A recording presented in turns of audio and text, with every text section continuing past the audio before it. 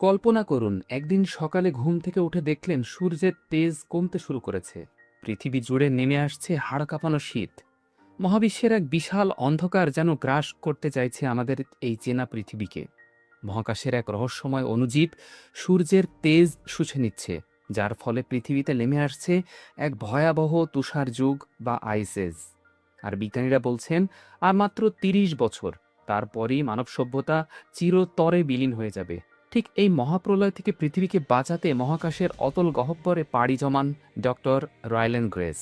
কিন্তু সেখানে পৌঁছে তিনি যা দেখলেন তা তার কল্পনারও বাইরে ছিল। অদ্ভুত এক এলিয়েনের সাথে এক নিঃস্বার্থ বন্ধুত্ব, আর এক অবিশ্বাস্য আত্মত্যাগ। একজন মানুষ আর একটা এলিয়েন কি পারবে আমাদের এই নীল গ্রহকে বাঁচাতে?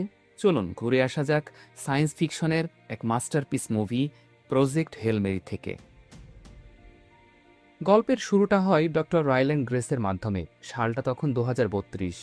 হঠাৎই জ্ঞান ফিরে আসে তার। সে সময় গ্রেস বুঝতে পারছিল না যে সে এখন কোথায়। কিছু টেকনিক্যাল সমস্যার জন্য গ্রেসকে ইনডিউসড কোমাতে রাখা হয়েছিল, আর এখন সে রয়েছে একটা ইন্টারস্টেলার স্পেসক্রাফটে। এই নভোযানের নিজস্ব একটা এআই সিস্টেম রয়েছে, সেটাই এতদিন সবকিছু অপারেট করছিল। এআই মেরি এ সময় গ্রেসের মুখ থেকে ভেন্টিলেটর মাস্ক সরিয়ে দেয়। তার ব্রেন স্বাভাবিকভাবে কাজ করছে কিনা সেটা চেক করার জন্য তাকে নর্মাল কিছু কোশ্চেন করলেও গ্রেস ভুল উত্তর দেওয়ায় এআই মেরি ধারণা করে যে গ্রেস এখনও পুরোপুরি তার নিজের সেন্সে নেই। সে এ সময় গ্রেসকে সতর্ক করলেও ঝোঁকের মাথায় তার আশেপাশে এত ইকুইপমেন্ট দেখে সে ভ্যাবাচ্যাকা খেয়ে গিয়েছিল। বহুদিন ধরে তার শরীরের মাংসপেশি অ্যাক্টিভ না থাকায় সে ঠিকমতো কথা বলতে না পারা, এমনকি হাত পায়ের মুভমেন্টও তার অস্বাভাবিক ছিল এ সময়।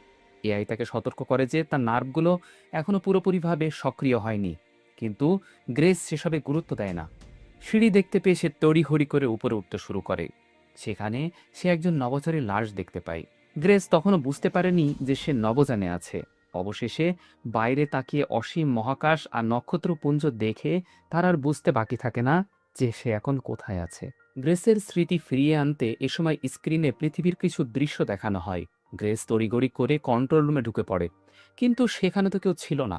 এআই তাকে জানায় গ্রেস ছাড়া বাকি সবাই মারা গেছে। গ্রেস বুঝতে পারছিল না যে অ্যাকচুয়ালি এখানে হচ্ছেটা কি। সে পৃথিবীর সাথে যোগাযোগ করতে চাইলে এআই জানায় যে তারা এখন যেখানে আছে সেখান থেকে পৃথিবীর সাথে যোগাযোগ করতে ১১ বছর ১০ মাস ১৪ দিন ৬ ঘন্টা সময় লাগবে আরও। গ্রেস আরও ঘাবড়ে যায়। ম্যাপ চেক করতেই সে বুঝতে পারে যে এই স্পেসক্রাফটটা এখন পৃথিবীর গ্যালাক্সি থেকে বেরিয়ে অনেক দূরে চলে এসেছে। নভোযানের ফুয়েলের পরিমাণ এখন যতটুকু রয়েছে, এই ফুয়েল দিয়ে পৃথিবীতে ফিরে যেতে তার প্রায় এখন ১১৩ বছর সময় লেগে যাবে। এতদিন তো সে বেঁচেই থাকবে না, সেটাও সে বুঝে যায়।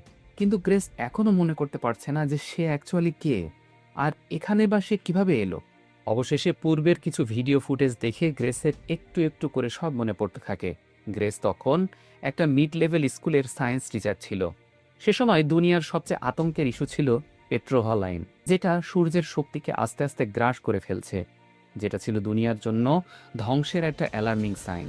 একদিন ক্লাসের বাচ্চারা এই ব্যাপারে জিজ্ঞাসা করলে গ্রেস জানায় যে ২ বছর আগে রেডিও টেলিস্কোপে এক বিজ্ঞানী আইরিন পেট্রোভা পর্যবেক্ষণ করেন যে শুক্র গ্রহ থেকে সূর্য পর্যন্ত ইনফ্রারেড লাইটের বা অবলোহিত রশ্মির একটা লাইন রয়েছে।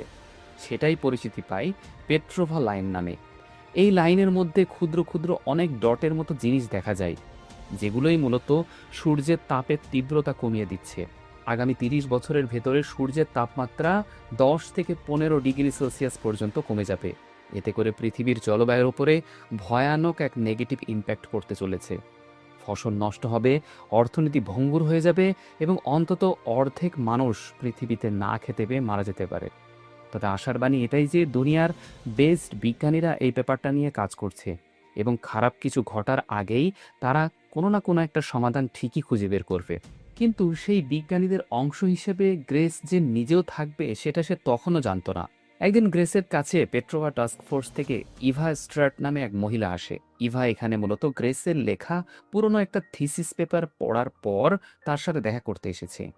গ্রেস স্কুল টিচার হলেও সে এর পূর্বে মলিকিউলার বায়োলজির ওপর ডক্টরেট ডিগ্রি অর্জন করেছিল। গ্রেস তার থিসিসে একটা কন্ট্রোভার্সিয়াল লাইন ইউজ করেছিল যে প্রাণের জন্য পানি জরুরি কোনো উপাদান না, আমাদের পৃথিবীতে পানি ছাড়া কোনো জীবই বাঁচতে বা জন্মাতে পারে না ঠিকই, তবে অন্য কোনো গ্রহে পানি ছাড়াও জীবের বিকাশ ঘটতে পারে। এছাড়াও সে এর পূর্বে ডেনমার্কে ইউনেস্কো কনফারেন্সে দু একজন বিজ্ঞানীকে নিয়ে কটূক্তি করেছিল, যার কারণে সে চাকরি হারায় এবং বিজ্ঞানী মহল থেকে তাকে বের করে দেওয়া হয়েছিল। এবার গ্রেসের কাছে আসার মূল উদ্দেশ্যটাই ছিল তারা পেট্রোভা লাইন থেকে কিছু নমুনা কালেক্ট করে এনেছে। এবার সেগুলো পরীক্ষা নিরীক্ষা করতে গ্রেসের কাছে হেল্প চাই। যেহেতু পেট্রোভা লাইনের উপাদানগুলো সূর্যের সারফেসে সাংঘাতিক তাপমাত্রাতেও টিকে থাকছে, তাই এগুলো পানির তৈরি কিনা বা এগুলো কি লিভিং বডিজ নাকি নন লিভিং ম্যাটেরিয়াল, এইসব বিষয়গুলো খতিয়ে দেখতে হবে। ইভা এবং সিকিউরিটি অফিসার কার্ল গ্রেসকে ল্যাবে নিয়ে যায়। সেখানে গ্রেসকে পেট্রোভা লাইন থেকে পাওয়া স্যাম্পল নিয়ে গবেষণার সুযোগ দেওয়া হয়। নমুনা মাইক্রোস্কোপের নিচে নেয়া মাত্রই সেগুলো মুভ করতে দেখা যায়। হতে পারে সেগুলো লিভিং বডিজ। এরপরও মাইক্রোওয়েভ, গামারে, ভিজিবল লাইটের মাঝেও সেগুলো রেখে পর্যবেক্ষণ করা হয়, কিন্তু সেগুলোর কিছুই হয় না। পৃথিবীর কোনো ব্যাকটেরিয়া হলে সেগুলো এই সিচুয়েশনে মারা যেত, অথচ এই জিনিসগুলো যাই হোক না কেন এগুলো ক্ষতিকর রশ্মির সাথেও নিজেদেরকে অ্যাডাপ্ট করে নিয়েছে। শেষ পর্যন্ত শিওর হওয়া যায় যে এটা কোনো এলিয়েন কোষ, যেটার নাম দেওয়া হয় অ্যাস্ট্রোফেজ। গ্রেসের সাকসেসে সবাই বেশ খুশি হয়, যদিও এলিয়েন সেলটার মধ্যে ঠিক কী এলিমেন্ট রয়েছে সেটা চেক করতে গিয়ে গ্রেস বেশ আপসেট হয়ে যায়। কারণ এই অ্যাস্ট্রোফেজ জীবটাও কার্বন, হাইড্রোজেন এবং অক্সিজেন দিয়ে তৈরি। এমনকি এই জীবের প্রায় পুরোটাই পানি। গ্রেসের থিসিসের সেই কন্ট্রোভার্সিয়াল লজিক ছিল পানি ছাড়াও অন্য কোনো গ্রহে জীবের বিস্তার ঘটতে পারে, কিন্তু তার সেই লজিক এখন নিজের দ্বারাই ভুল প্রমাণিত হলো। যাই হোক, অ্যাস্ট্রোফেজগুলো এক জায়গা থেকে অন্য জায়গায় মুভ করার সময় তাদের চারপাশে এক ধরনের ইনফ্রারেড রশ্মি তৈরি হচ্ছে, যেটার সাথে পেট্রোভা লাইনে পাওয়া ইনফ্রারেড লাইটের ওয়েভলেন্থের মিল পাওয়া গিয়েছে। যদিও গ্রেস এই মুহূর্তে শিওর না যে খাবার ছাড়াও এই অ্যাস্ট্রোফেজগুলো কোথা থেকে শক্তি সঞ্চয় করছে, তবে তার ধারণা সূর্য থেকেই এগুলো শক্তি শুষে নিচ্ছে।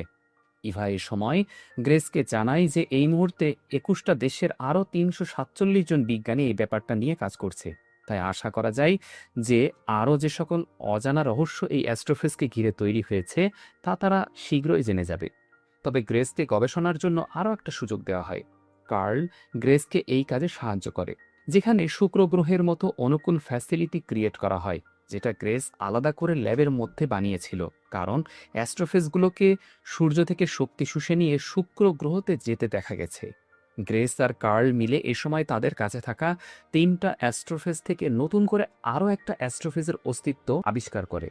অর্থাৎ এই অ্যাস্ট্রোফেজগুলো মূলত সূর্য থেকে শক্তি শুষে নিয়ে ভেনাস গ্রহে যেত, মূলত তাদের প্রজনন বা ব্রিডিং করার জন্য।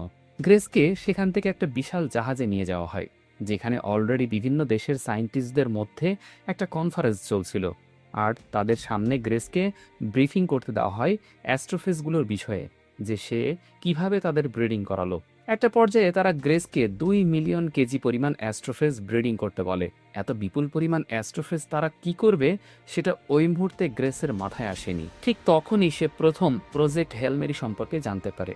এই অ্যাস্ট্রোফেজগুলো আমাদের গ্যালাক্সির সূর্যকে গ্রাস করে নেওয়ার পাশাপাশি এগুলো আশেপাশের গ্যালাক্সির নক্ষত্রগুলোকেও সংক্রমিত করছে।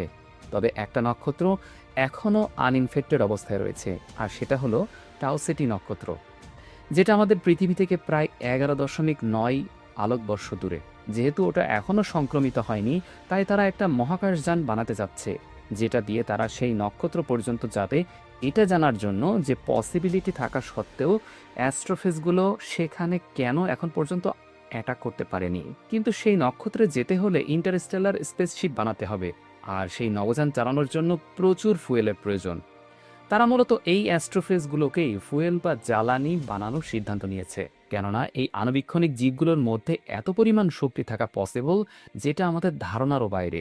যাই হোক, এগুলো প্রসেস করে তারা জ্বালানি হিসাবে ইউজ করবে, আর এই কাজের জন্যই মূলত গ্রেসকে প্রয়োজন। আর এই প্রজেক্টের নামই হলো হেল মেরি। আর তারা যে শিপটা বানাবে সেটার নামও তারা রেখেছে হেল মেরি। তবে এখানে আর একটা সমস্যা আছে, যে অ্যাস্ট্রোনটরা এই অভিযানে যাবে, জ্বালানির লিমিটেশনের কারণে তারা আর পৃথিবীতে ফিরে আসতে পারবে না। ২০ লক্ষ কেজি অ্যাস্ট্রোফেজ ফুয়েল দিয়ে তারা শুধুমাত্র তাদের গন্তব্য সেই টাও সিটি পর্যন্ত পৌঁছাতে পারবে। ফিরে আসার জন্য পর্যাপ্ত ফুয়েল আর থাকবে না। অর্থাৎ এটা একটা ওয়ান ওয়ে মিশন হতে যাচ্ছে। অর্থাৎ তারা সেখান থেকে প্রাপ্ত সমস্ত নমুনা স্বয়ংক্রিয় প্রোবসের মাধ্যমে দুনিয়াতে পাঠিয়ে দেবে। পরিকল্পনাটা খুবই ভয়ানক হলেও এটা ছাড়া এই মুহূর্তে আর কোনো অপশনও তাদের হাতে নেই। এই মিশনে শুধুমাত্র ৩ জনকে পাঠানোর সিদ্ধান্ত নেওয়া হয়, যাদের মধ্যে একজন থাকবে পাইলট, একজন ইঞ্জিনিয়ার এবং বাকি একজন বিজ্ঞানী। ঘটনা বর্তমানে আসলে দেখা যায় পাইলট এবং ইঞ্জিনিয়ারের সাথে গ্রেসকেও স্পেসশিপে পাঠানো হয়েছিল, কিন্তু দুর্ভাগ্যবশত ওরা দুজনেই মারা যায়। গ্রেসের এখন অনেক কিছুই মনে পড়তে শুরু করেছে। সেই স্পেসশিপে দুটো লাশের পাশাপাশি কিছু ফটো খুঁজে পায়। সে ইঞ্জিনিয়ার এবং পাইলটের ডেড বডিগুলোর সাথে তাদের ফটোগুলো রেখে তাদের শেষ বিদায় হিসেবে মহাকাশে ভাসিয়ে দেয়, কেননা চাইলেও তো আর এই মানুষ দুটোকে পৃথিবীতে আর কখনোই ফিরিয়ে নিয়ে যাওয়া পসিবল না। কিছুক্ষণের ভিতরেই তারা টাও সিটির কক্ষপথে চলে আসে। গ্রেসও এ সময় অন্যরকম একটা গ্র্যাভিটি ফিল করছিল। পেট্রোভা স্কোপ নামক একটা টেলিস্কোপ দিয়ে সে টাও সিটি নক্ষত্রটা অবজার্ভ করে, কিন্তু অদ্ভুতভাবে সেখানে পেট্রোভা লাইনের পাশাপাশি একটা বিশাল স্পেসশিপের দেখা মেলে। এরকম বিশাল এবং অদ্ভুত ধরনের স্পেসশিপের ডিজাইন কোনো মানুষের পক্ষে তো করা সম্ভব না। তাই গ্রেস বুঝতে পারে যে এটা একটা এলিয়েন স্পেসশিপ, অর্থাৎ সে ছাড়াও অন্য কোনো এলিয়েন তাদের এই স্পেসশিপ নিয়ে এখানে এসেছে। কিন্তু কেন, সেটা তো এই মুহূর্তে সে বুঝতে পারে না। গ্রেস ঘাবড়ে যায় এবং নিজের স্পেসশিপ নিয়ে ঘুরিয়ে পালানোর চেষ্টা করে সেখান থেকে, কিন্তু এলিয়েন শিপটা তার এই স্পেসশিপটাকে বারবার ঘিরে ধরছিল। কয়েক মুহূর্ত পরে হেইল মেরির দিকে ছোট সাইজের কিছু একটা ছুটে আসে। গ্রেস এবং এআই মেরি প্রথমে ধারণা করেছিল এটা হয়তো কোনো ডিফেন্স বোমা, তবে এটা ছিল ওই এলিয়েন স্পেসশিপ থেকে পাঠানো কোনো একটা মেসেজ। গ্রেস এ সময় সেন্ট্রিফিউজ সিস্টেম অ্যাক্টিভেট করে স্পেসশিপের ভেতরে গ্র্যাভিটি স্বাভাবিক করে ফেলে। এদিকে এলিয়েন স্পেসশিপ থেকে ছুড়ে দেওয়া বস্তুটার মধ্যে ছিল একটা ম্যাট ইন্ডিকেটর, অর্থাৎ লোকেশন বোঝানোর চেষ্টা করা হয়েছে।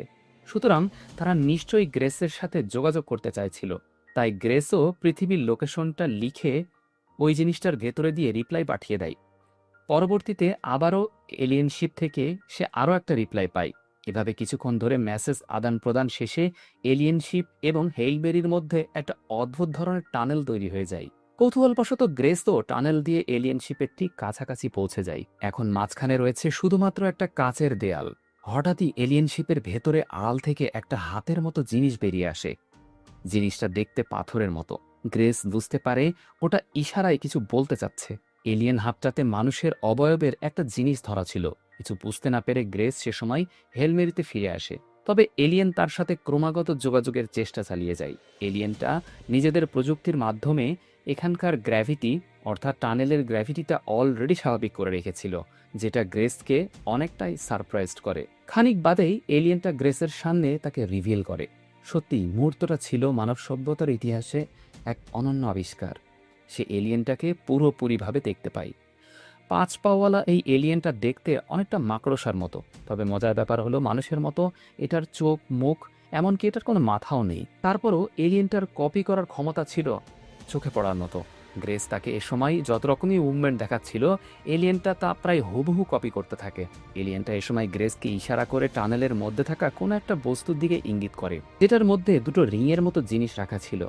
এলিয়েনের ইশারা দেখে গ্রেস প্রথমে কিছু বুঝতে না পারলেও আন্দাজ করতে পারে যে এলিয়েনটা তাকে তার হেলমেটটা খুলতে বলছে, কিন্তু এটা করলে তো মৃত্যু নিশ্চিত। তাই গ্রেস নিজের শিপের দিকে হাঁটা দেয়। তবে সে নোটিস করে যে দুটো রিংয়েই ৮টা করে পুঁথির মতো জিনিস বসানো রয়েছে, মানে অক্সিজেন বা O2 বোঝানো হয়েছে, কেননা অক্সিজেনের পারমাণবিক সংখ্যা তো ৮। অর্থাৎ এলিয়েনটা বোঝাতে চেয়েছে এই টানেলের মধ্যে অক্সিজেন রয়েছে, তাই হেলমেট খুললেও গ্রেসের কোনো সমস্যাই হবে না। এলিয়েনের এইরকম সায়েন্টিফিক বুদ্ধি দেখে গ্রেস তো বেশ অবাক হয়। প্রথমে সে একটু নার্ভাস ফিল করলেও শেষমেশ এই অপরিচিত এলিয়েনকে ভরসা করেই হেলমেটটা সে খুলে ফেলে এবং মুক্ত অক্সিজেনে বুক ভরে নিঃশ্বাস নেয়। এই ঘটনার পরে গ্রেস আর এলিয়েনের মাঝে বোঝাপড়া আরও মজবুত হতে থাকে। মূলত এই এলিয়েনটাও অ্যাস্ট্রোফেজের হাত থেকে তার নিজের গ্রহকে বাঁচাতে এখানে এসেছে, অর্থাৎ দুজনেরই মিশন সেম। কিন্তু সমস্যা হলো এখানেই যে দুজনের কেউই একে অপরের ভাষা ক্লিয়ারলি বোঝে না। তাই গ্রেস এবার এলিয়েনকে ভাষা বোঝানোর টেকনিক শেখানোর চেষ্টা চালাতে শুরু করে। গ্রেস এলিয়েনটাকে নাম দেয় রকি, কারণ সে ছিল পাথরের তৈরি। গ্রেস রকিকে নিজেদের ঘড়ি দেখালে রকিও তাদের গ্রহের অদ্ভুত ধরনের একটা ঘড়ি এনে তাকে দেখায়। রকির অদ্ভুত সব সাউন্ডগুলোকে ক্লিয়ারলি বোঝার জন্য গ্রেস তার ল্যাপটপে একটা বিশেষ সফটওয়্যারও সেট আপ করে নেয় এবং দেখতে দেখতে প্রায় ২৫০ পরিচিত শব্দ এটার মধ্যে ইনক্লুড করে ফেলে। এভাবে তাদের মধ্যে কনভারসেশন অনেকটাই সহজ হয়ে আসে। রকি সহ মোট 23 জন এলিয়েন তাদের গ্রহ এরিড থেকে এই টাও সিটির উদ্দেশ্যে রওনা দিলেও তার স্পেসশিপে এখন সে শুধুমাত্র নিজেই বেঁচে আছে, বাকিরা সবাই মারা গেছে। যদিও সে তার বাকি সঙ্গীদের মৃত্যুর কারণ জানে না।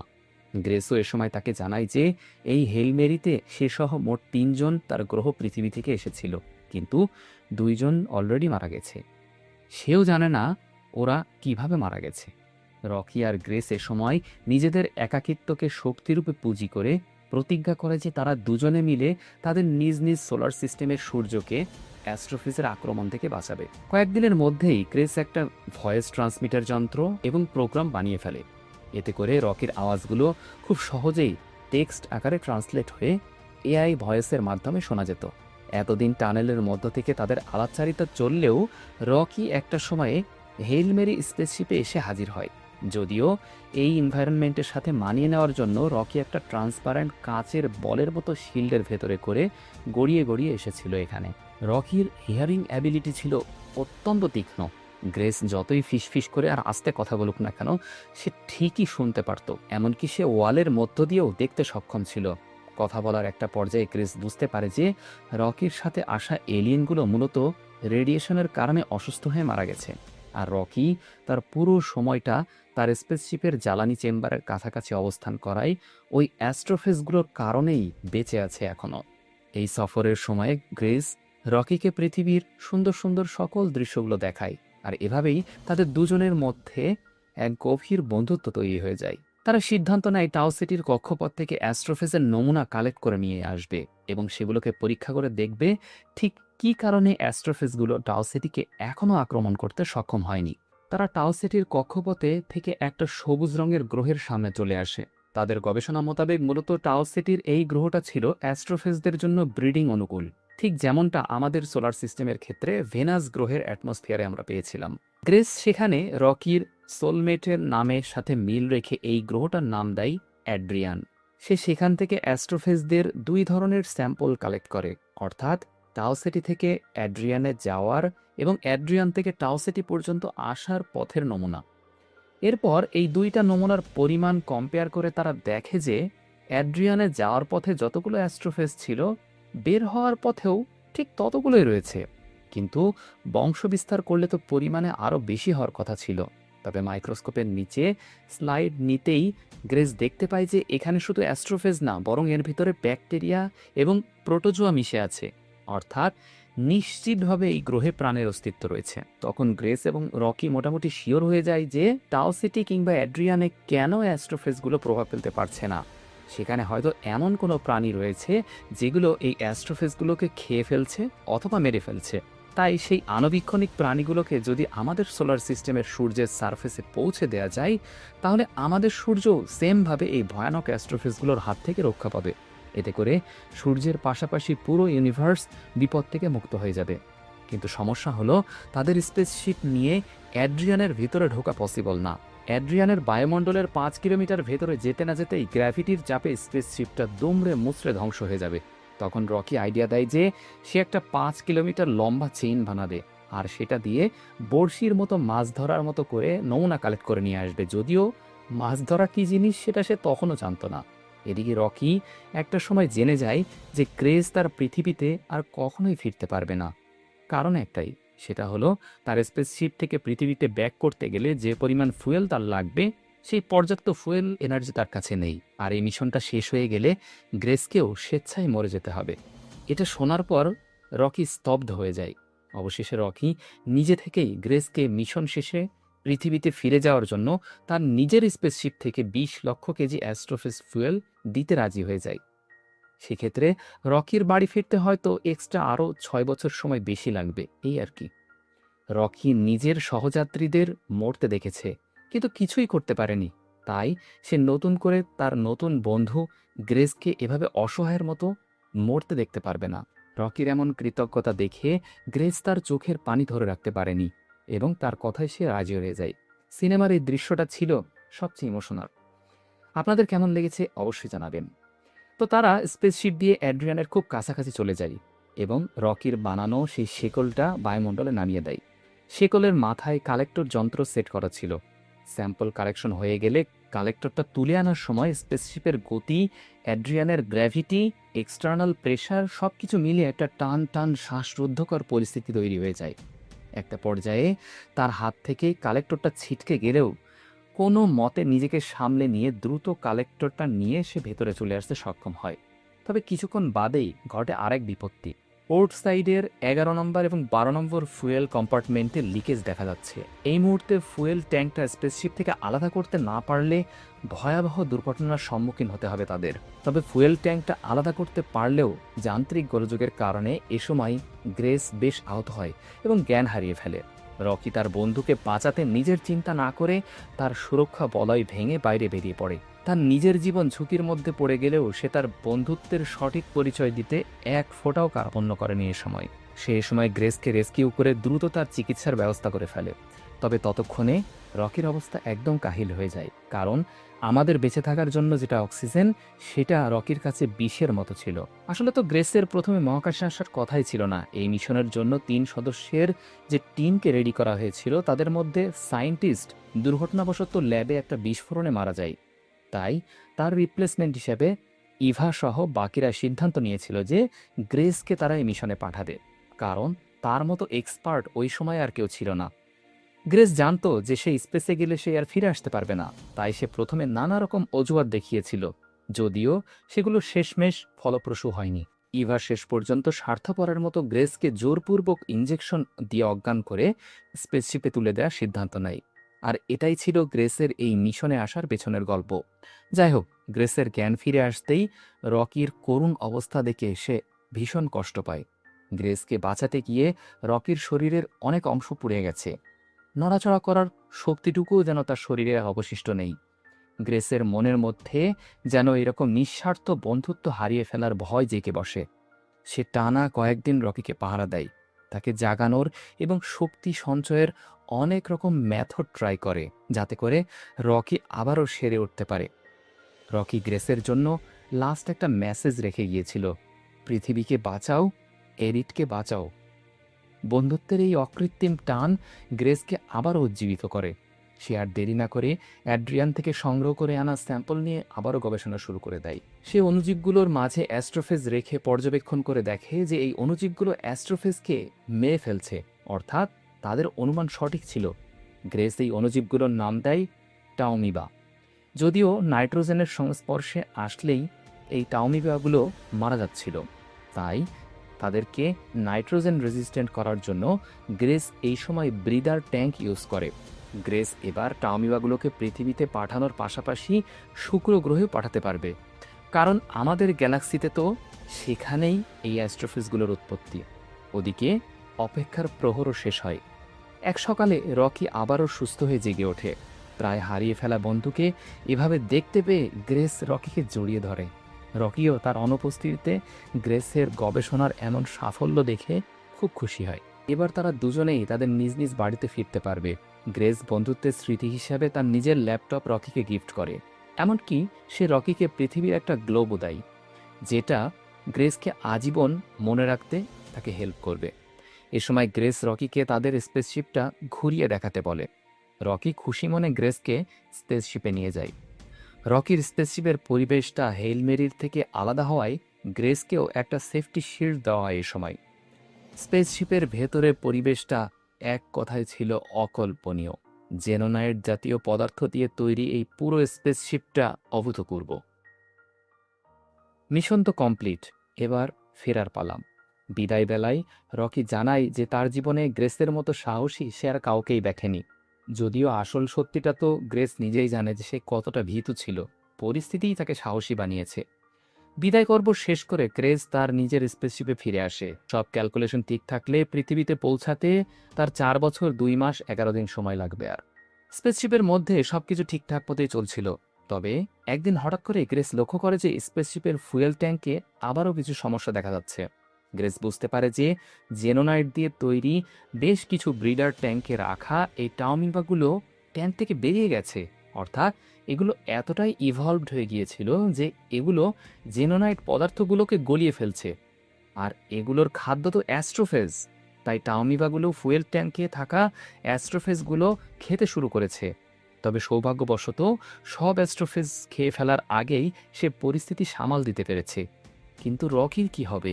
কারণ ওর স্পেসশিপের পুরোটাই তো জেনোনাইট দিয়ে তৈরি। ওর কাছে থাকা সব টাওমিবাগুলো তো ব্রিডার ট্যাঙ্ক থেকে বেরিয়ে ওর স্পেসশিপের বাকি অ্যাস্ট্রোফেজের জ্বালানিগুলো শেষ করে ফেলবে, এমনকি পুরো স্পেসশিপটাও শেষ করে ফেলবে। আর বেচারা রকি এই মহাশূন্যে চিরদিনের মতো আটকা পড়ে যে এখানেই মারা যাবে। গ্রেস বুঝতে পারছিল না যে সে এখন কি করবে। গ্রেস ক্যালকুলেশন করে দেখে যা ফুয়েল আছে তা দিয়ে হয় রকিকে বাঁচাতে পারবে অথবা পৃথিবীতে ফিরে যেতে পারবে।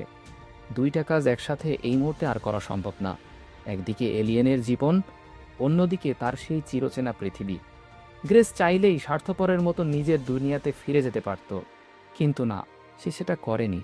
তার কাছে থাকা সমস্ত ইনফরমেশন, ডেটা, নমুনা, এমনকি রেকর্ডেড ভিডিওগুলো স্বয়ংক্রিয় প্রোবসের মাধ্যমে সে পৃথিবীর দিকে পাঠিয়ে দেয়। আশা করা যায় পৃথিবীর বিজ্ঞানীরা এবার তার পাঠানো এই জিনিসগুলোকে সঠিকভাবে কাজে লাগিয়ে তাদের সূর্যকে অ্যাস্ট্রোফেজের কবল থেকে মুক্ত করতে পারবে। গ্রেস অবশেষে নিজের স্পেসশিপটা নিয়ে রকিকে বাঁচাতে রওনা দেয়। ততদিনে রকির স্পেসশিপের অবস্থাও খারাপ হয়ে গিয়েছিল। গ্রেস প্রথমে ধরেই নিয়েছিল যে রকি হয়তো আর বেঁচে নেই। তবে না, শেষ পর্যন্ত বন্ধুত্বেরই জয় হয়। দুই ভিন গ্রহের বন্ধু আবারও মিলিত হয়ে একে অপরকে জড়িয়ে ধরে। এদিকে গ্রেসের পাঠানো প্রোবসগুলো পৃথিবীতে ইভার কাছে পৌঁছে গেছে। ইভা গ্রেসের ভিডিওগুলো দেখে আর ভাবে যে সে সঠিক মানুষকেই এই মিশনের জন্য পাঠিয়েছিল। গ্রেসের পাঠানো টাওমিবাগুলোকে তারা ব্রিডিং করতে শুরু করে এবং কয়েক বছরের ভেতরেই সূর্যকে তারা স্বাভাবিক অবস্থায় ফিরিয়ে আনতে সক্ষম হয়। সেই সাথে পৃথিবীর জলবায়ু আবারও স্বাভাবিক হয়ে যায়। অন্যদিকে গ্রেস, সে ততদিনে স্পেসশিপে করে রকির গ্রহ এরিডে পৌঁছে গেছে। রকি তার নিজেদের অ্যাডভান্স টেকনোলজির সাহায্য নিয়ে একটা বিশাল ডোম তৈরি করে ফেলেছে, যেটার ভেতরে গ্রেসের বসবাসের উপযোগী পৃথিবীর মতোই একটা সুন্দর পরিবেশ তৈরি করা হয়েছে, যেখানে গ্রেস এখন বেশ ভালোভাবেই নিজেকে মানিয়ে নিয়েছে। এমনকি সে এখানে একটা স্কুলও খুলে বসেছে। সমুদ্রের ধারে এই দূষণমুক্ত নির্মল পরিবেশে সে এখন এরিডের এলিয়েনের বাচ্চাদেরকে সায়েন্স পড়াচ্ছে। তারা গ্রেসকে মহাকাশের শিক্ষক হিসেবে সম্মান করে। একজন মানুষ আর একটা এলিয়েনের এই অকৃত্রিম আর নিঃস্বার্থ বন্ধুত্ব এভাবেই অমর হয়ে থাকবে মহাবিশ্বের ইতিহাসে। তো ফ্রেন্ডস, এই মুভিতে মানুষ আর পাথররূপী এলিয়েনদের মধ্যে যে বন্ধুত্বের মেলবন্ধন আর ইমোশনাল কানেকশন দেখানো হয়েছে, সেটাকে এক কথায় বলা যায় দুর্দান্ত। আপনার জীবনেও কি এমন কোনো বন্ধু আছে যার জন্য আপনি নিঃস্বার্থভাবে নিজের সবটুকু ত্যাগ করতে পারবেন? কমেন্ট বক্সে সেই বন্ধুর কথা অবশ্যই আমাকে জানাবেন। ভিডিওটা ভালো লাগলে লাইক দিন, আর এমন অসাধারণ আর রোমাঞ্চকর সব মুভির এক্সপ্লানেশন পেতে আমার চ্যানেলটা সাবস্ক্রাইব করে সাথেই থাকবেন। আশা করি দেখা হচ্ছে পরবর্তী ভিডিওতে। আল্লাহ হাফেজ।